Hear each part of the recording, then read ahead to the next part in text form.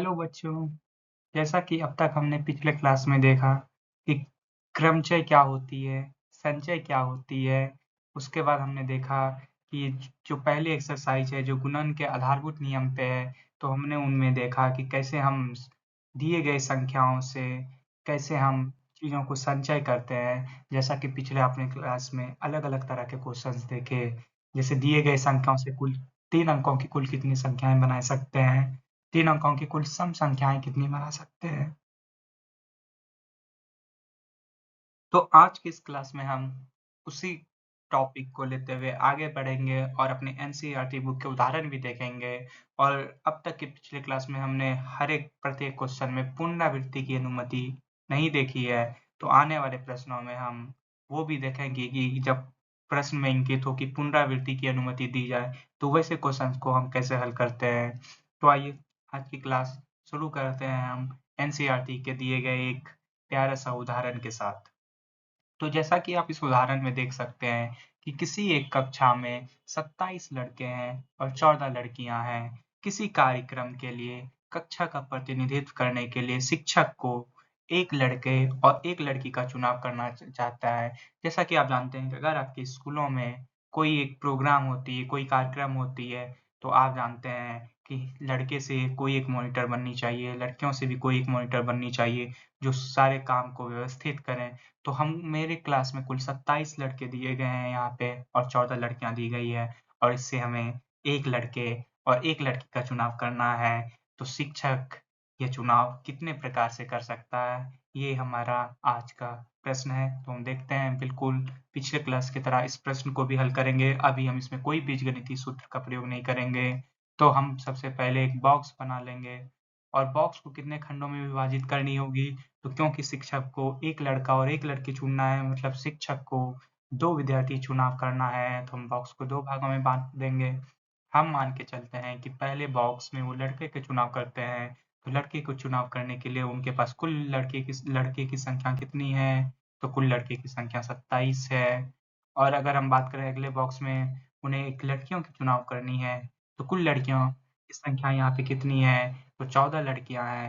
यानी 27 इस लड़के हैं जिससे वो एक लड़के का चुनाव कर सकते हैं, 14 लड़कियां हैं जिससे वो एक लड़की की चुनाव को शिक्षक कर सकता है। तो कुल अगर हम चुनाव की बात करें तो बिल्कुल वही करेंगे, हम 27 को यहाँ पे 14 से गुना कर देंगे, तो जो हमारा आंसर आएगा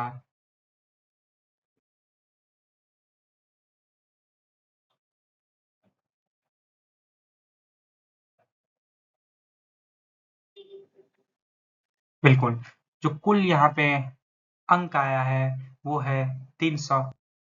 यानी शिक्षक यहाँ पे 378 अलग-अलग तरह का कॉम्बिनेशन बना सकता है 27 लड़के और 14 लड़कियों से, जिसमें कि एक लड़के होंगे और एक लड़की होंगे जो उस कार्यक्रम का प्रतिनिधित्व करेंगे। तो बढ़ते हैं हम अपने आगे प्रश्न की ओर और देखते हैं कि अगली उदाहरण जो है वो कैसी दी गई है। क्या पुनरावृत्ति की अनुमति होगी या नहीं होगी? यह भी हम देखेंगे। दिए गए अभी प्रश्न में क्योंकि पुनरावृत्ति के बारे में कोई जानकारी नहीं है, तो इस प्रश्न में हम ये मान के चले हैं कि पुनरावृत्ति की अनुमति नहीं है। अगली प्रश्न जो आपके सामने है, आप देख सकते हैं, इनमें हमें किसी 2 संख्याओं के बीच कुल ऐसी संख्याएँ पता करनी है, जिनके इकाई अंक पे 7 हो। वहीं दूसरे प्रश्न में जिनमें कम से कम 1 अंक 7 हो। तो हमने पहले भी बताया था, अगर किसी 2 संख्याओं के बीच कुल संख्याओं की गिनती पता करनी है, तो वहाँ पे पुनरावृत्ति की अनुमति अगर नहीं दी गई होती है, तो हम वहाँ ये मान के चलेंगे कि यहाँ पुनरावृत्ति की अनुमति है, क्योंकि यहाँ कुल संख्याओं के बीच किसी 2 संख्याओं के बीच की कुल संख्या पता करनी है, तो संभव है कि इकाई अंक पे 7 हो सकता है कि 10 के स्थान पे भी 7 हो, ये भी हो सकती है उसके बीच की नंबर। तो यहाँ पे हम ये मान के चलेंगे इस क्वेश्चन में कि हमें पुनरावृत्ति की अनुमति दी गई है, तो हमने पहले भी बोला था कि क्वेश्चन्स में कि कहीं इंगित की जाएगी कि पुनरावृत्ति की अनुमति है। अगर इंगित नहीं है तो हम ये मान के चलते हैं कि अनुमति नहीं है।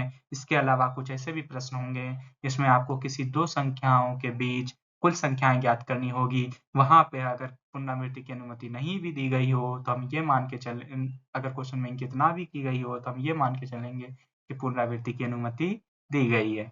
तो हम सबसे पहले इस सवाल को बनाने से पहले कोई पिछले प्रश्न को उठाएंगे और देखेंगे कि अगर पुनरावृत्ति की अनुमति होती है तो ऐसे प्रश्न कैसे बनाए जाते हैं। तो हम यहाँ पे एक उदाहरण के साथ देखेंगे कि हमारे पास जो संख्या है वो दी गई है 2,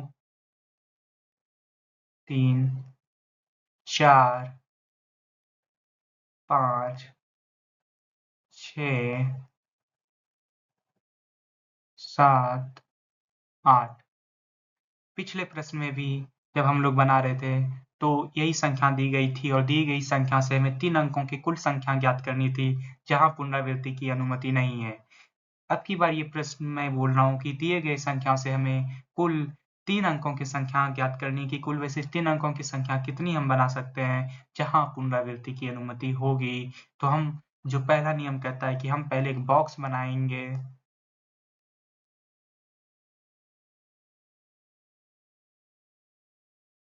और बॉक्स को बिल्कुल 3 खंड में विभाजित करेंगे क्योंकि हमें 3 अंकों की संख्या ज्ञात करनी है। तो कुल संख्या अगर हम यहाँ पे गिने तो ये दी गई कुल संख्या 7 है। यानी अगर हम बोलें तो यहाँ पहले स्थान पे हम 7 में से किसी एक संख्या को रख सकते हैं। तो पहले अंक पे हमारे पास कुल संख्या रखने की जो अनुमति है वो सातों है। यानी हम सातों संख्याओं को रख सकते हैं। एक बार 2 रख सकते हैं, एक बार 3 रख सकते हैं, एक बार 4 रख सकते हैं, एक बार 5 रख सकते हैं, एक बार 6 रख सकते हैं, एक बार 7 रख सकते हैं। अगर पुनरावृत्ति की अनुमति नहीं होती तो अगली संख्या जो है 7 नहीं रख सकते थे क्योंकि अगर हमने नंबर 2, 2, 3 रखा तो यहाँ देख सकते हैं कि 2 पुनरावृत्ति हुई है, 2 की पुनरावृत्ति आई है, 2 बार आई है मतलब पुनरावृत्ति की गई है।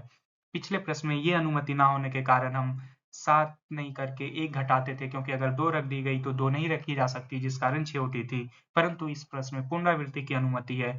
इसका मतलब है कि ये जो नंबर दी गई है 2, 2, 3 ये नंबर भी वैलिड नंबर होगी और अगर इसके अलावा तीनों ही नंबर 2, 2, 2 हो जाएँ तो ये नंबर भी बिल्कुल यहाँ पे मान्य होगा क्योंकि पुनरावृत्ति की अनुमति है। पुनरावृत्ति का मतलब ही होता है नंबर का रिपीटेशन होना, पुनः नंबर आना और जब नंबर पुनः आना ये अनुमति हमें दी गई है तो अगले स्थान पे भी हम 7 नंबर रखने के लिए सज्ज हैं। इसलिए क्योंकि अगर हम यहाँ 2 रखते हैं तो पुनरावृत्ति की अनुमति होने के कारण यहाँ भी 2 रख सकते हैं और इसके साथ ही अगले स्थान पे भी हम सातों अंक रख सकते हैं। यानी अगर हम यहाँ 2 रखें, यहाँ 2 रखें, यहाँ 2 रखें तो नंबर की पुनरावृत्ति होगी, संख्याओं की पुनरावृत्ति होगी जिसकी अनुमति हमने बोला प्रश्न में दी गई है। तो कुल वैसे शब्द कितने बनाए जा सकते हैं? तो 7 गुने 7 गुने 7 कह सकते हैं ये 7 का जो है क्यूब आएगा। तो 7 का क्यूब जैसे पता है हम लोगों को 349 349 होता है। तो कुल ऐसे 349 शब्द हम दिए गए संख्याओं से 3 संख्याओं का 3 अक्षरों की संख्याओं का हम बना सकते हैं अगर पुनरावृत्ति की अनुमति हो। अगर पुनरावृत्ति की अनुमति नहीं होती तो कुल वैसे 210 शब्द आए थे जो आपने पिछली कक्षा में देखा।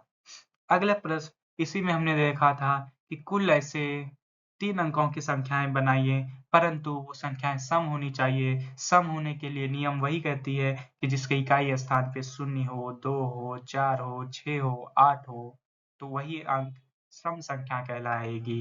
क्योंकि 0 यहाँ पे है नहीं तो अभी भी जो अंक हमारे सामने दिए गए हैं वो हैं 2 है, 4 है, 6 है, 8 है।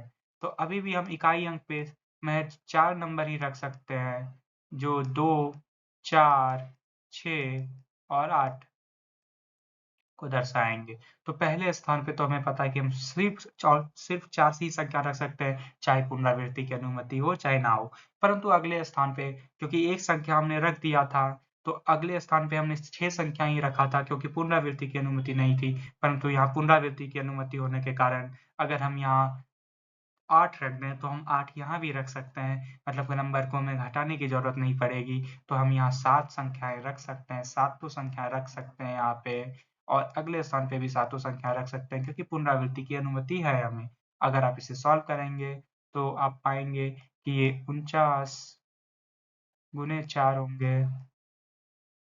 इसको अगर आप सॉल्व करिएगा तो आप पाइएगा कि ये 196 आपको देगा यानी कुल वैसे 196 शब्द हम लोग बना सकते हैं जो 3 अंकों की संख्या होगी दिए गए संख्याओं से और वो संख्याएँ सम होंगी।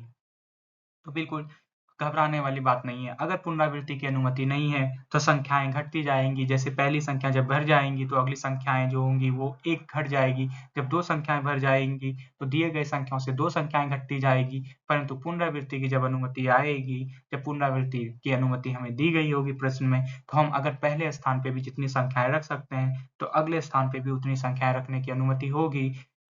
हालाँकि अगर क्वेश्चन में सम और विषम की बात करेंगे, तो हम बिल्कुल जिस तरह से इस क्वेश्चन में देखें कि हम इकाई स्थान पे क्या रख सकते हैं या विभाजन की होगी, तो हम देखेंगे कि विभाजन के लिए हम इकाई स्थान पे क्या रख सकते हैं और वैसे ही प्रश्न में चलते जाएँगे।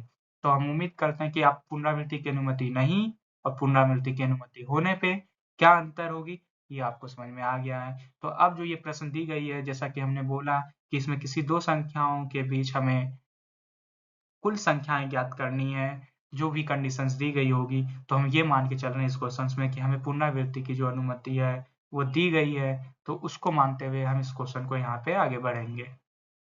सबसे पहले मैं अभी यहाँ पे इन चीज़ों को इरेज़ कर लेता हूँ ताकि हमें बोर्ड पे खाली जगह बच जाए।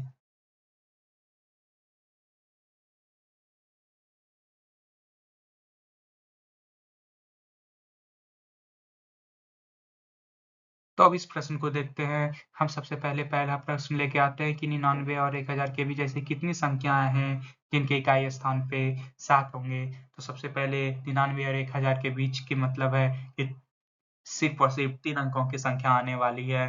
100 से लेके 999 तक के बीच में, और 100 से लेके अगर 999 तक में बीच में देखें, तो जो संख्याएँ जिससे वो नंबर 3 अंकों की संख्याएँ बनेंगी, वैसे कुल कितनी संख्याएँ होंगी? तो 0 होंगी उसमें, 1 होंगी उसमें, 2 होंगी, 3 होगी, 4 होंगी, 5, 6, 7, 8, 9, यानी 0 से लेके 9 इतनी सारी संख्याएँ होंगी जिनसे हम 100 से 999 तक की कुल 3 अंकों की संख्या का निर्माण कर सकते हैं। क्वेश्चन में दिया गया है कि जिनके इकाई अंक पे 7 होगा, तो बिल्कुल हम वैसे ही निर्माण करने वाले हैं। तो अगर हम इस संख्याओं की काउंटिंग कर लें, तो यहाँ पे कुल 10 संख्याएँ हम देख सकते हैं हमारे सामने है। क्योंकि संख्याओं की पुनरावृत्ति होगी, तो उसको ध्यान में रखते हुए ही हम इस क्वेश्चन का हल करेंगे। तो क्योंकि ये 3 अंकों की संख्या है, तो फिर से हम बॉक्स को 3 अलग-अलग सेक्शन या बोलें खंड में विभाजित कर लेते हैं, और क्वेश्चंस की कंडीशंस को पढ़ते हुए हम देख सकते हैं कि इसके इकाई स्थान पे सिर्फ़ और सिर्फ़ एक ही नंबर हो सकती है, और वो है 7। तो हम बोल सकते हैं कि इसकी इकाई अंक पे भरने के लिए एकमात्र नंबर है, वो है 7। तो एकमात्र नंबर के अलावा इसमें और कोई भी नंबर नहीं आ सकती है, तो इसको भरने के लिए हमारे पास महज़ 1 अंक ही है। जबकि अगले स्थान पे हम बोलें, तो अगले स्थान पे भरने के लिए हमारे पास कुल 10 नंबर हैं। हम यहाँ पे 0 भर सकते हैं, 1 भर सकते हैं, 2 भर सकते हैं, 3 भर सकते हैं, 4 भी भर सकते हैं, 5 भर सकते हैं, 6 भर सकते हैं, 7 भी भर सकते हैं, क्योंकि इस प्रश्न में पुनरावृत्ति की अनुमति दी गई है, तो 7 दोबारा भी आ सकती है, 8 भर सकते हैं, 9 भर सकते हैं, तो ऐसे कुल 10 संख्याएँ भर सकते हैं। परंतु आप लोग कहेंगे कि आखिरी स्थान पे भी हम 10 संख्या भर सकते हैं, पर ऐसा बिल्कुल भी नहीं हो सकता है। इसका कारण ये है कि अगर आखिरी स्थान पे 0 आए, तो ये जो संख्या आने वाली होगी आखिरी स्थान पे, तो क्या ये 3 अंकों की संख्या होगी? नहीं, ये 2 अंकों की संख्या है, ये 37 है, ये 100 से लेके 999 के बीच की संख्या नहीं है, तो जिससे ये हम कह सकते हैं कि इसके आखिरी स्थान पे कभी भी 0 नहीं होनी चाहिए, यानी इस पूरे दी गई संख्या में 0 छोड़ के सारी संख्याएँ अगर हम आखिरी स्थान पे रखते हैं, तभी हमें 3 अंकों की संख्या मिलेंगी। तो 10 में से 10 संख्याओं में से अगर हम 0 को निकाल दें, तो ऐसी कितनी संख्याएँ हमारे पास बनती है? तो ऐसी 9 संख्याएँ हैं, जिन्हें हम आखिरी स्थान पे रखेंगे, तो हमें एक 3 अंकों की संख्याएँ बनेंगी, जो 100 से लेके 999 के बीच में होंगी। तो हम यहाँ पे कुल 9 संख्याएँ ही रख सकते हैं। और अगर हम अब इस सब का गुणन करें, तो 9 गुणे 10 गुणे 1, जो कि कुल 90 आने वाली है। यानी कुल ऐसे 90 संख्याएँ जो 99 और 1000 के बीच में है, जिनके इकाई स्थानांक पे 7 होगी। तो हम आशा करते हैं कि ये क्वेश्चन जो है आसान हुई होगी जब पुनरावृत्ति की अनुमति हुई होगी, क्योंकि क्वेश्चन में बोली कि इकाई स्थान पे 7 होगी, तो इकाई स्थान पे केवल एक ही ये नंबर है, सिर्फ और सिर्फ हम 7 रख सकते हैं, तो इकाई स्थान पे रखने वाली संख्या केवल एक है। बीच वाले स्थान पे क्योंकि पुनरावृत्ति की अनुमति दी गई है, इसका मतलब है कि हम 7 को भी रख सकते हैं, तो बीच वाले स्थान पे हम कुल 10 संख्याएँ रख सकते हैं और उससे बेस कॉम्बिनेशंस बना सकते हैं, परंतु आखिरी स्थान पे हम शून्य नहीं रख सकते हैं, क्योंकि हमने देखा अगर आखिरी स्थान पे शून्य होगा, तो वो एक 3 अंकों की संख्या नहीं, वो 100 और 999 संख्या के बीच में संख्या नहीं होंगी, वो एक 2 अंकों की संख्या होगी, जो इस क्वेश्चन को जो इस प्रश्न से सुमेलित नहीं करेगी, इसलिए आखिरी स्थान पे हमने 0 को हटा के बाकी बची हुई 9 संख्याओं को हम उस पे रख सकते हैं। तो हमने आखिरी स्थान पे 9 संख्याओं को इंगित किया और कुल निकालने के लिए हमने 9 का गुणन किया, जो कि कुल 90 आई, यानी दिए गए प्रश्नों की कुल ऐसी संख्या जिनके इकाई स्थान पे 7 हो, वैसे कुल 90 संख्या होंगे। आइए बढ़ते हैं इसके दूसरे सवाल पे, जो कि और धीरे-धीरे कॉन्सेप्ट को क्लियर करेगी। जैसे-जैसे प्रश्न में हम आगे बढ़ेंगे, वैसे हमारा जो डाउट होगा कुछ क्वेश्चंस में वो क्लियर होती जाएगी। तो हम पढ़ते हैं अपने अगले प्रश्न की ओर और इसको कर लेते हैं हम इरेज।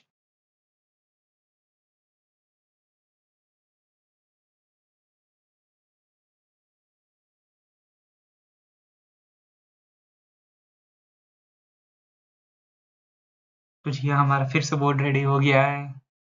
इरेज कर लिया है हम लोगों ने, तो हम बढ़ते हैं अपने आखिरी प्रश्न। इस उदाहरण की आखिरी प्रश्न कह सकते हैं सब क्वेश्चंस में जो आती है, वो दी गई है कि अब की बार नंबर तो वही है 99 से 1000 के बीच की ही हमें कुल संख्याएं ज्ञात करनी है, जिनमें कम से कम एक अंक साथ हो। आप प्रश्न को समझिए, इस प्रश्न को समझिए, पहले प्रश्न को समझिए। पहले प्रश्न में बोला गया कि इकाई स्थान पे 7 हो। इन्होंने बोला कि जिनमें कम से कम एक अंक साथ तो हो सकता है कि वो अंक एक अंक पहले स्थान पे 7 हो सकता है कि वो पहला अंक आखिरी स्थान पे 7 हो सकता है कि वो बीच में 7 हो सकता है कि 7 एक जगह ना हो 2 जगह हो सकता है कि 7 3 जगह हो, क्योंकि क्वेश्चन में मिनिमम 7 एक साथ बोला है, मिनिमम 17 बोला है, कम से कम एक, तो अधिक से अधिक तीनों संख्याएं 7 7 7 भी हो सकती है, जो 99 और 1000 के बीच में आती है। तो ऐसे प्रश्न को हम कैसे बनाएंगे, तो हम वो देखेंगे। तो हम सबसे पहले जानना चाहते हैं कि 99 और 1000 के बीच कुल कितनी संख्याएँ होंगी? तो इस संख्या यानी 100 से लेके 999 के बीच हमारे पास जो कुल संख्याएँ होती हैं, वो 900 होती हैं। तो ये कुल संख्याएँ हैं जो हमें मिल चुकी है इस 2 संख्याओं के बीच। तो अब हमें वैसी संख्याएँ निकालनी है जिसमें एक भी साथ ना हो। हमसे क्वेश्चंस पूछा गया है कि किसमें एक अंक साथ हो, पर आप कह रहे हैं कि हमें वैसे क्वेश्चंस को निकालना है, वैसे सब समुच्चय को माफ कीजिएगा, वैसे संचय को निकालना है, वैसे कॉम्बिनेशंस को निकालना है जिसमें एक भी साथ ना हो। बिल्कुल आपने ठीक सुना। अगर हम दिए गए प्रश्न में वैसे कुल संख्याओं को निकालें जिसमें एक अंक भी साथ ना हो और अगर कुल संख्याओं से वे सारी संख्याओं को घटा दें, तो कौन सी संख्या बनेंगी जिसमें कम से कम एक साथ हो, अधिक से अधिक तो काफ़ी सारे साथ हो ही सकते हैं, 3 साथ हो ही सकते हैं। तो हम क्या निकालेंगे, जिनमें एक भी अंक साथ ना हो, वैसे कुल कितनी संख्याएँ होंगी? तो आइए हम पहले वो निकालने जा रहे हैं। तो 3 अंकों की संख्या बनेंगी, हमें पता है। हमें पता है कि हमारे पास कुल संख्याएँ कितनी हैं, 10 हैं, जो 0 से लेके 9 तक जाती है। जैसा कि हमने पिछले क्वेश्चंस में बनाया था। तो 0 से लेके 9 तक संख्याएँ हमारे पास है, जिससे हम यहाँ पे 3 अंकों की संख्याएँ बनाते हैं।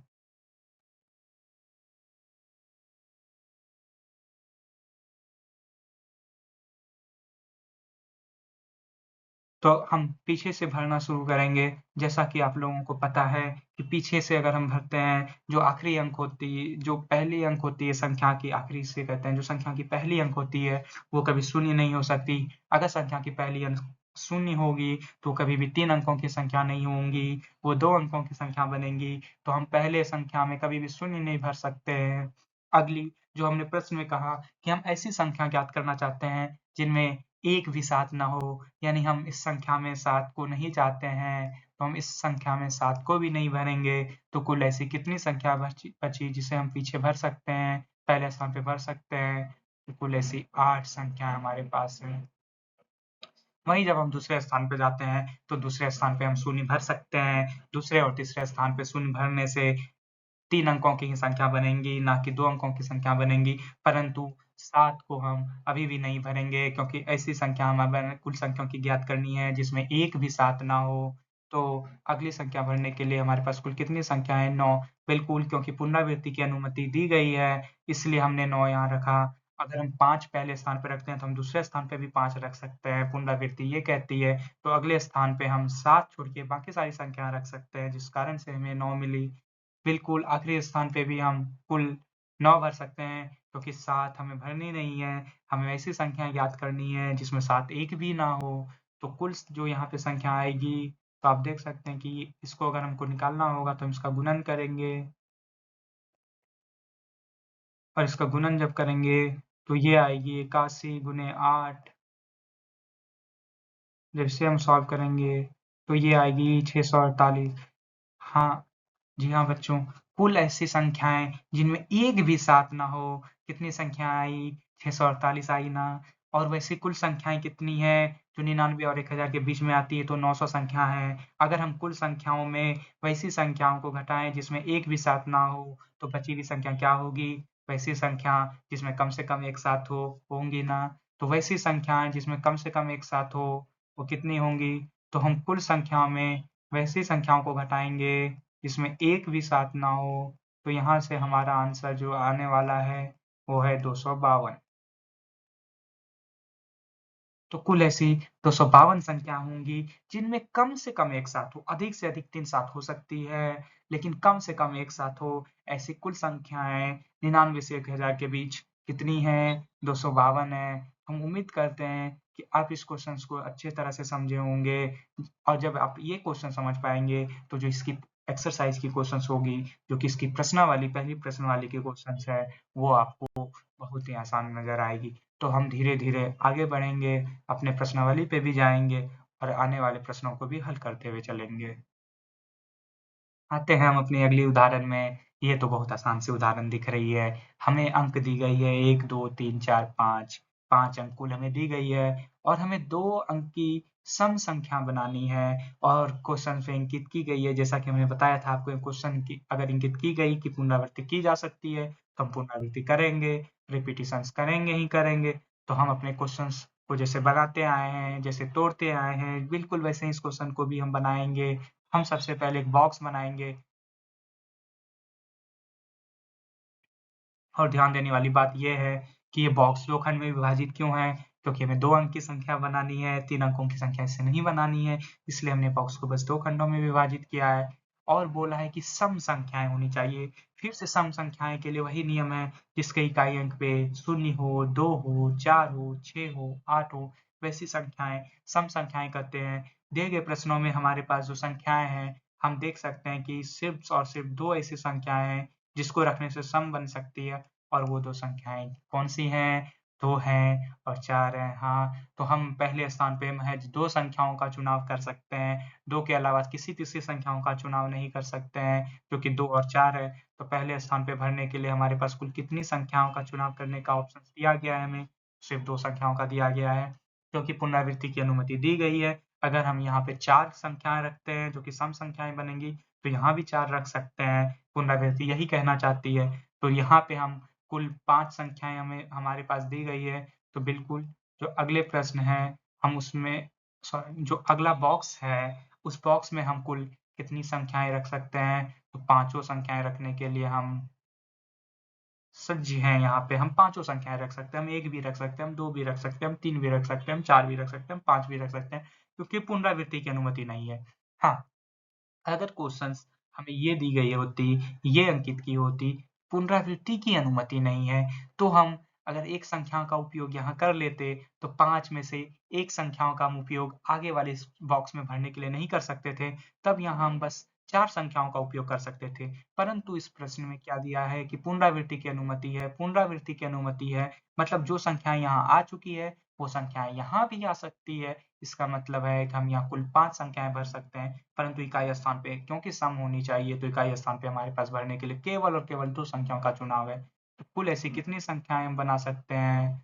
तो अब वही जो गुणन करके हम लाते हैं, बिल्कुल गुणन करके कुल कितनी संख्या आई?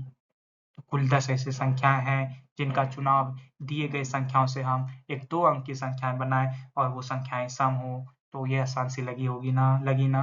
तो अब बढ़ते हैं हम आगे प्रश्न की ओर, आगे प्रश्न को देखेंगे, प्रश्नावली को देखेंगे और जब प्रश्नावली को बनाएंगे, जब क्वेश्चंस बनेगी, तो क्वेश्चंस बनने के बाद आप लोगों को धीरे-धीरे कॉन्सेप्ट क्लियर होती जाएगी।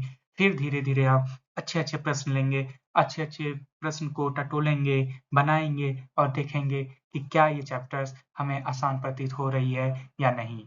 तो बढ़ते हैं आगे प्रश्न। अब ये उदाहरण में आप देख सकते हैं कि हमारे पास 5 अलग-अलग झंडे उपलब्ध हैं। 5 अलग-अलग झंडे उपलब्ध हैं, तो हम कह सकते हैं कि जो एक झंडा है, वो रेड कलर की है।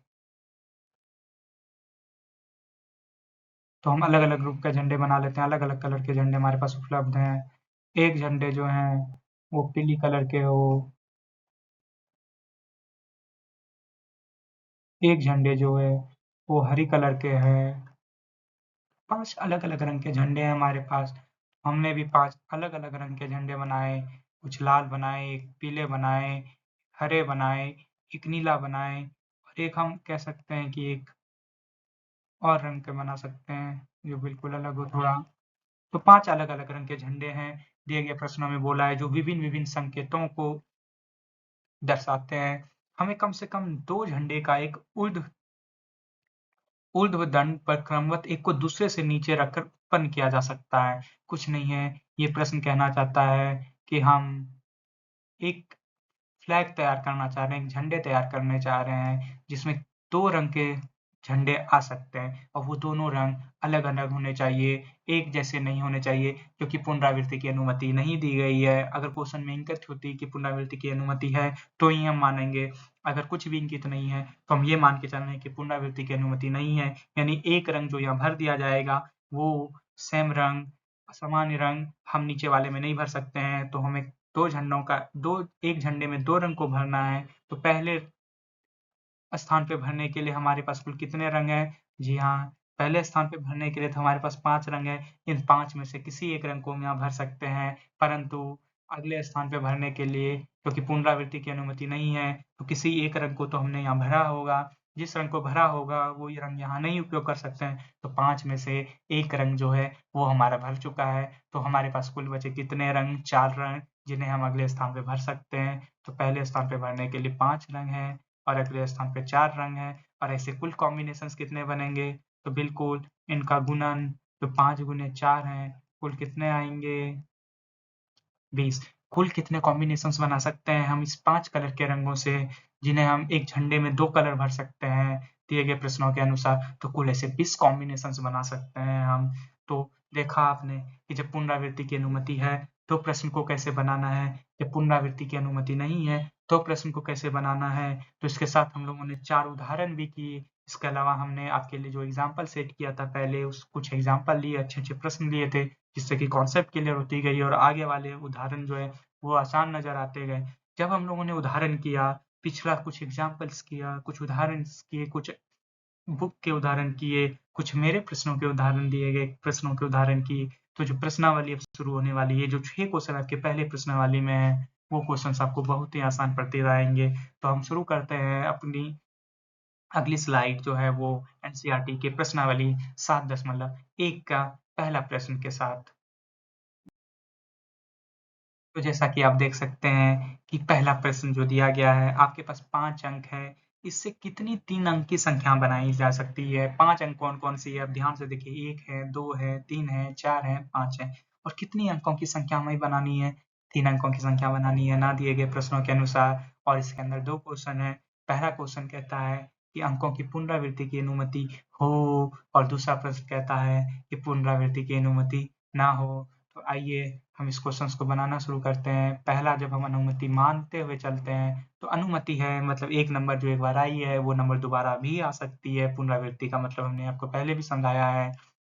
तो हम सबसे पहले क्या करेंगे, जो करते आए हैं, बॉक्स को 3 खंडों में विभाजित करेंगे। 3 खंडों में क्यों विभाजित करेंगे? तो क्योंकि हमें 3 अंकों की संख्या बनानी है और हम पहले स्थान से भरते हुए चलेंगे। तो पहले स्थान को भरने के लिए हमारे पास कुल कितनी संख्याएँ हैं? 5 अंक हैं। हम 1 भर सकते हैं, 2 भर सकते हैं, 3 भर सकते हैं, 4 भर सकते हैं, 5 भर सकते हैं। बिल्कुल 5 अंक हम इसमें भर सकते हैं। 5 में से किसी अंक को भर सकते हैं। तो 5 अंक चयनित हैं, जिसमें से किसी एक अंक का चयन यहाँ कर सकते हैं, क्योंकि अनुमति है पुनरावृत्ति की। अगर यहाँ हमने मान के कि हमने यहाँ 2 भरा तो हम अगले स्थान पे भी 2 भर सकते हैं पुनरावृत्ति की अनुमति होने के कारण। तो अगले स्थान पे भी चयन करने के लिए कुल संख्याएँ कितनी है? 5 है ना?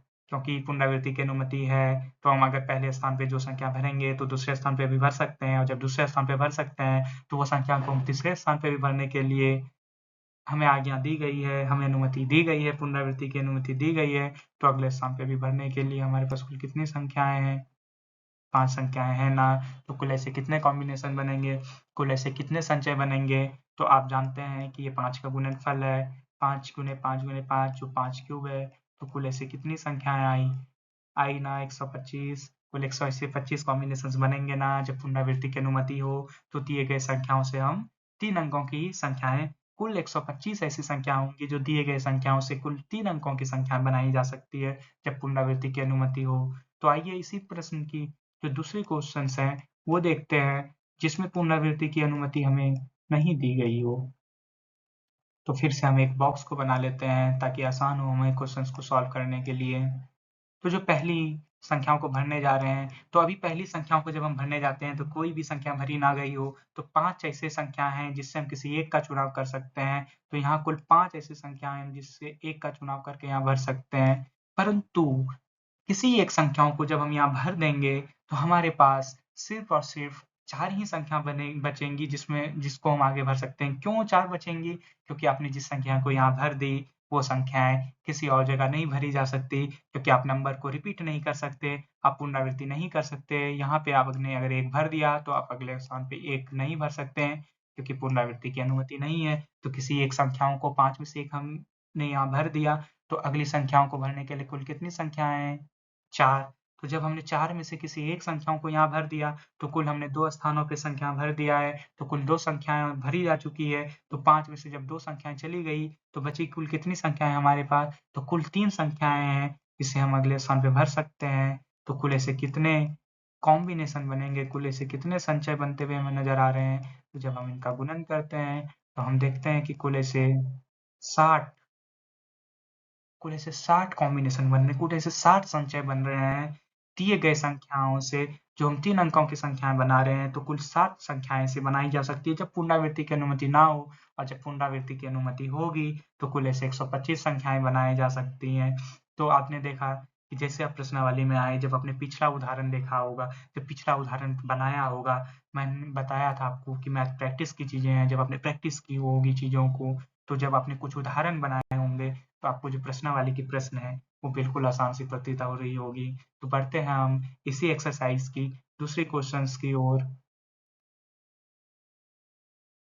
तो देख सकते हैं जो दूसरी प्रश्न है वो है 1 2 3 4 5 6 यानी कुल 6 संख्याएं हैं। इनसे हमें 3 अंकीय फिर से हमें क्वेश्चंस में ज्यादातर देखने मिल रही है कि 3 अंकीय की संख्या बनानी है, परंतु वो संख्याएं कैसी हो? सम संख्याएं हो और अंकों की पुनरावृत्ति की जा सकती हो। देखिए हमने आपको बताया था कि अगर प्रश्न में इंकित है कि अनुमति है तो हम पुनरावृत्ति की अनुमति करेंगे, यानी नंबर की रिपीटेशन हमें अलाउड है। तो हम फिर से एक बॉक्स को बनाएंगे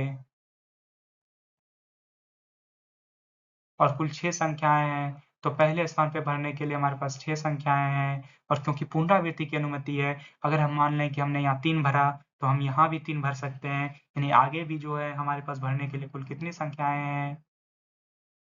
6 है ना? अगर हमने यहाँ 3 भर दिया तो हम आगे भी 3 भर सकते हैं, क्योंकि पुनरावृत्ति की अनुमति है, तो आगे वाली संख्याओं पे भी भरने के लिए हमारे पास 6 है ना? तो हर जगह हम देख सकते हैं कि 6, 6, 6 संख्याएँ, तीनों जगह का चुनाव करने के लिए हमारे पास 6 संख्याओं का चुनाव है। तो अगर हम इसका गुणन करें, तो ये 6 की क्यूब आएगी ना? और 6 की क्यूब कितनी होती है? 216 होती है ना? कुल दिए गई संख्याओं से हमें 3 अंकीय की सम संख्याएँ, आपने क्वेश्चन में देखा, माफ़ करिएगा, हमें यहाँ पे ये कुल 3 अंकीय संख्याएँ कितनी हम बना सकते हैं? 216 बना सकते हैं। तो दिए गए अंकों से हम कुल 3 अंकों की संख्याएँ, ये जो हमने बनाया है, ये कुल 3 अंकों की संख्याएँ हैं, परंतु प्रश्न में 3 अंकों की कुल संख्याएँ नहीं पूछी है, प्रश्न में 3 अंकों की सम संख्याएँ पूछी हैं। तो ये जो हमने निकाला, ये कुल संख्याएँ निकाला, ना कि सम निकाला। तो अब हम यहाँ पे दिए गए प्रश्नों के अनुसार सम संख्याओं को निकालेंगे। तो देख सकते हैं कि सम संख्याएँ वैसी संख्याएँ हैं जिनके इकाई अंक पे 0 हो, 2 हो, 4 हो, 6 हो, 8 हो। इसलिए हमने आपको सम संख्याओं को कैसे निकालते हैं, इससे पहले एग्ज़ाम्पल में दिखाया। अगर आपने वो एग्ज़ाम्पल देखा होगा तो ये प्रश्न आपके लिए बहुत ही आसान होंगी। तो दिए गए प्रश्नों में हम देख सकते हैं कि सम कैसे कौन-कौन सी संख्याएँ आ रही हैं, तो 2 आ रही हैं, 4 आ रही हैं, 6 आ रही है। यानी दिए गए नंबरों में, दिए गए संख्याओं में 3 ही ऐसी संख्याएँ हैं जिनको इकाई स्थान पर रखने पे सम संख्या आएगी। तो पहले स्थान पे इकाई अंक स्थान का चुनाव करने के लिए हमारे पास महज कितनी संख्याएँ हैं? 3 है। भले पुनरावृत्ति की अनुमति है, परंतु हम यहाँ 1 नहीं रख सकते हैं, हम यहाँ 3 नहीं रख सकते या हम यहाँ 5 नहीं रख सकते, नहीं तो फिर यहाँ संख्याएँ सम नहीं होंगी, उसमें विषम भी होंगी। तो सम के लिए महज 3 संख्याओं का हम यहाँ चुनाव कर सकते हैं। परंतु अगले स्थान पे क्योंकि पुनरावृत्ति की अनुमति है, अगर हमने किसी एक संख्या को यहाँ रख भी दिया, तो अगले स्थान पे भी हम यहाँ पे उस संख्या को रख सकते हैं और हम यहाँ पे सम और विषम कुछ भी रख सकते हैं क्योंकि हमने बोला सम के लिए सिर्फ इकाई अंक की नियम है। दशम और हंड्रेड्स, थाउजेंड प्लेस या 10,000 प्लेस पे कोई नियम नहीं है कि आप वहाँ कोई भी संख्याएँ रखें, परंतु इकाई स्थान पे यूनिट डिजिट पे आपको एक सम संख्याएँ ही रखनी होंगी। तो अगले स्थान पे हम कुल 6 संख्याओं का चुनाव कर सकते हैं और आखिरी स्थान पे भी हम कुल 6 अंक संख्याओं का चुनाव कर सकते हैं। अगर हम इसको सॉल्व करेंगे तो आप पाएँगे कि आपके पास कुल 108 ऐसी संख्याएँ बनेंगी, जो कैसी हो रही होंगी? सम हो रही होंगी ना? अगर 108 संख्याएँ कुल सम बन रही हैं, तो क्या आप बता सकते हैं कि कुल विषम कितनी बनेंगी? जी हाँ, बिल्कुल आसान है। हमें पास 3 अंकों की कुल संख्याएँ 216 हैं, जिनमें सम संख्याएँ 108 है। तो 216 में अगर हम कुल संख्याओं में सम संख्याएँ को घटा दें, तो बची हुई संख्याएँ कैसी होंगी? विषम होंगी ना? तो हाँ, कुल विषम संख्याएँ भी कितनी हो रही होंगी दिए गए प्रश्न में? 108 हो रही होंगी ना? आप ऐसे भी बना सकते हैं कि हम पहले स्थान पे 1, 3 और 5 का चुनाव करें तो विषम हो जाएँगी, तब भी हमारे पास चुनाव के लिए 3 होंगी, जिस कारण से यहाँ पे कुल सम संख्याएँ और कुल विषम संख्याएँ दिए गए अंकों से भी बराबर आ रही है। तो हम बढ़ते हैं अपने आगे प्रश्न में कि आगे के प्रश्न जो इससे भी अगर आपने पिछला एग्ज़ाम्पल देखा है तो प्रश्न जो आपको एक्सरसाइज़ में मिलेंगी, प्रश्नावली में मिलेंगी, एग्ज़ाम्पल बनाने के बाद वो बहुत ही आसान नज़र आ रही होंगी। तो हम बढ़ते हैं अपनी अगली स्लाइड्स में। तो अंग्रेजी वर्णमाला के प्रथम 10 अक्षरों में से कितने 4 अक्षर के कोड बनाए जा सकते हैं? अंग्रेजी वर्णमाला, इंग्लिश अल्फ़ाबेट, ये इतनी तो पता होगी कि ABCD जो है, उसमें से हम पहले 10 अक्षर का चुनाव करेंगे और उनसे हमें 4 अक्षर के कोड बनाने हैं। आप पासवर्ड बनाते हैं ना? लेटर से पासवर्ड बनाते हैं ना? बिल्कुल वैसे ये जो कोड है, आपने देखे होंगे किसी में 4 अंक के 4 कोड बनते हैं, 4 अंकों के, किसी में 6 अंकों के कोड बनते हैं। तो दिए गए प्रश्नों में हम 4 अंकों का कोड बना सकते हैं और यहाँ पे क्वेश्चन में इंगित है कि किसी भी अक्षरों की पुनरावृत्ति नहीं की जा सकती।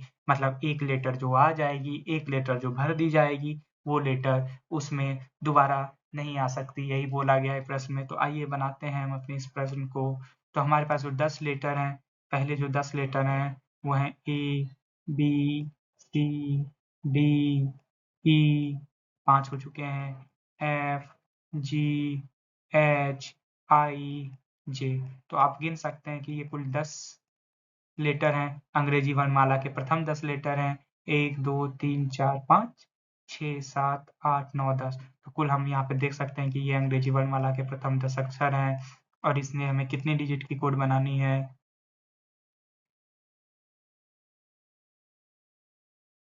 4 डिजिट की कोड बनानी है, इसलिए हमने कितने खंडों में विभाजित किया? 4 खंडों में विभाजित किया।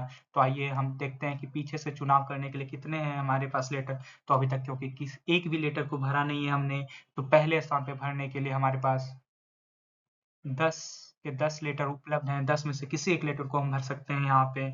जब हमने किसी एक लेटर को यहाँ भर दिया, चाहे वो बी हो, चाहे वो सी हो, तो वो लेटर की पुनरावृत्ति नहीं हो सकती, यानी वो आगे वाले स्थान में नहीं भरी जा सकती है। तो एक लेटर जब हम यहाँ भर देंगे, तो 10 में से एक लेटर तो घट जाएगी, चाहे वो जो भी लेटर हो, तो आगे वाले स्थान में हम केवल और केवल 9 लेटर भर सकते हैं।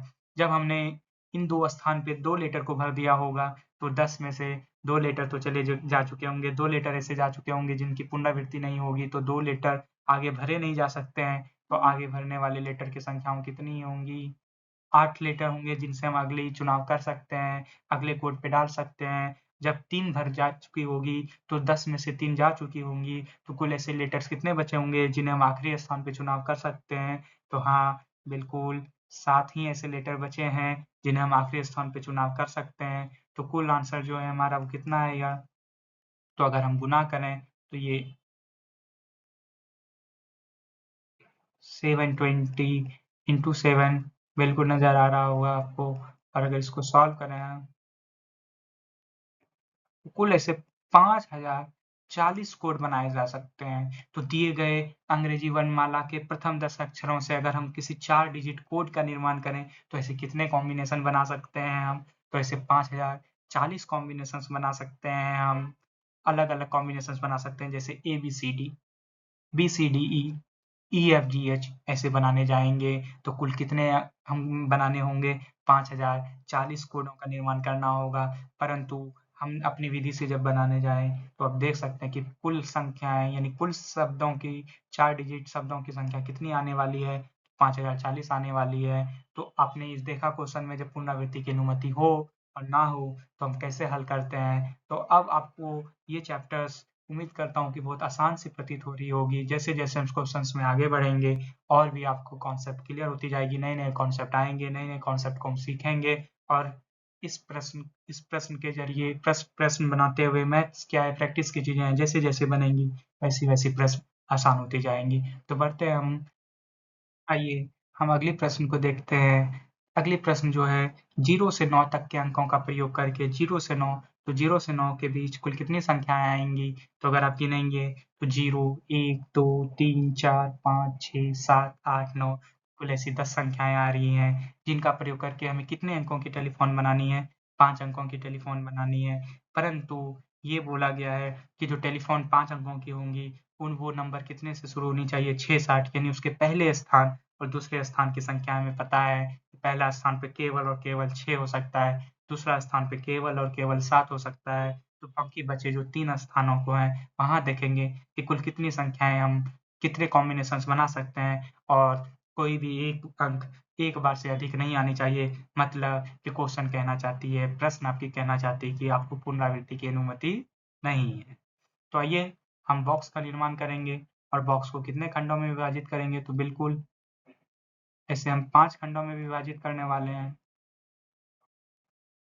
और क्योंकि पहला संख्या जो है वो केवल और केवल 6 नंबर ही इसमें भरे जा सकते हैं, तो भरने के लिए कुल संख्याओं का चयन करने के लिए हमारे पास कितनी संख्याएँ हैं? केवल और केवल एक ही संख्याओं का चुनाव कर सकते हैं। अगले स्थान पे केवल और केवल 7 भरे जा सकते हैं, उसके अलावा आप कुछ नहीं भर सकते हैं क्योंकि हमारे प्रश्न में बोला है कि जो संख्या होगी टेलीफ़ोन की वो 67 से ही शुरू होनी चाहिए। तो यहाँ भी चुनाव करने के लिए हमारे पास कुल कितनी संख्याएँ हैं? एक संख्याएँ हैं, तो आप देख सकते हैं कि 5 अंकों की संख्याओं में 2 संख्याएँ भरी जा चुकी हैं, तो बाकी बची हुई 10 संख्याओं में हमारे पास कुल कितनी संख्याएँ बचीं? तो कुल 8 ही बची क्योंकि 6 और 7 तो जा चुकी है और बोला है कि पुनरावृत्ति नहीं हो सकती, तो 6 और 7 दोबारा नहीं आ सकते हैं इस अंक में। तो जब 6 और 7 खत्म हो गए, अब हम 6 और 7 को आगे नहीं भर सकते, तो अगले स्थान पे भरने के लिए हमारे पास चयनित करने की कुल संख्याएँ कितनी हैं? 8 होंगी ना। अब जब हमने एक संख्याओं को 8 में से यहाँ भी भर दिया होगा, तो फिर से एक संख्याएँ अगली में घटेंगी ना, क्योंकि पुनरावृत्ति होगी नहीं, जो संख्याएँ यहाँ भर दी जाएँगी, वो आगे में नहीं भरी जा सकती। तो 1 जब घट जाएँगी, तो अगले में चयनित होने की संख्याएँ कितनी होंगी? 7 होंगी ना। जब एक संख्या हम चौथे स्थान पे भी भर चुके होंगे, तो 4 संख्याएँ जा चुकी होंगी 10 में से, तो अगले स्थान पे बचेगी संख्याएँ कितनी चयनित होने के लिए? 6 बचेंगी ना। तो अब हम चेक कर सकते हैं कि कॉम्बिनेशन कितनी आएगी। तो 1 से अगर गुणा करें तो 1 नहीं रहेंगी, तो हम गुणा कर रहे हैं 8 को, 7 को और 6 को और जब हम इसका गुणा करते हैं तो कितनी आएँगी? 336 यानी कुल ऐसे 336 अलग-अलग टेलीफ़ोन नंबर के कॉम्बिनेशंस हम बना सकते हैं। दिए गए 10 संख्याओं का प्रयोग करके कितनी अंक की टेलीफ़ोन संख्याएँ 5 अंक की टेलीफ़ोन संख्याएँ बना सकते हैं, जिनका प्रथम संख्या 6 हो, दूसरी संख्या 7 हो, यानी वो 5 अंकों की जो संख्याएँ हैं, वो 67 से शुरू होगी। तो अगली 3 संख्याओं में जब हम कॉम्बिनेशंस अप्लाई किए, तो ऐसे कुल कितनी संख्याएँ बनती हुई नज़र आई? 336 संख्याएँ बनती हुई नज़र आई ना? बहुत आसान सा प्रतीत आ रहा होगा, बहुत आसान सी लग रही होगी जो एक्सरसाइज़ की क्वेश्चन है। बढ़ते हैं हम अपने अगले प्रश्न की ओर, देखते हैं कि अगली प्रश्न क्या है? अगली प्रश्न है, एक सिक्का को 3 बार उछाला जाता है और परिणाम अंकित कर लिए जाते हैं, तो परिणामों की संभव संख्या क्या है? हालाँकि आपको लग रहा होगा कि ये क्वेश्चंस कुछ अलग है, पिछले तरह के क्वेश्चंस की तरह नहीं पूछा गया है, परंतु ये क्वेश्चंस कोई अलग नहीं है, ये क्वेश्चंस पिछले वाले क्वेश्चंस की तरह ही हैं और बिल्कुल आसान है। तो एक संख्याओं को आप देखिए कि कितनी बार उछाला गया, 3 बार उछाला गया, तो हम एक जो बॉक्स बनाएँगे, उस बॉक्स को उतने ही खंड में विभाजित करेंगे, जितनी बार सिक्के को उछाला गया होगा और हमें पता है, जब एक बार सिक्के को उछाला जाता है, तो 2 ही चीज़ के आने की प्रायिकता होती है, 2 ही चीज़ों की संभावनाएँ होती है, या तो वो हेड देगी या वो टेल देगी। तो जब हम पहली बार सिक्के को उछालेंगे, तो हमारे पास कितनी संभावनाएँ हैं आने की? तो बिल्कुल 2 संभावनाएँ आने की। अगर हम सिक्के को दूसरी बार भी उछालेंगे, तो संभावनाएँ बदलेंगी नहीं, फिर से हमारे पास कितनी संभावनाएँ होंगी? 2 होंगी ना। और जब हम सिक्के को तीसरी बार भी उछालेंगे, तो तब भी हमारे पास जो संभावनाएँ बनती है, वो हेड या टेल, तो 2 संभावनाएँ बनेंगी ना।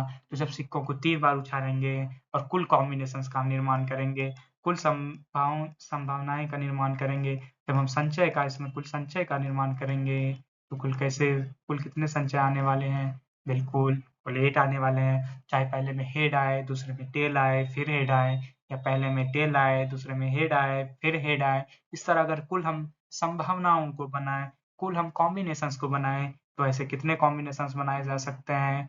कुल 8 कॉम्बिनेशन बनाए जा सकते हैं। कैसे?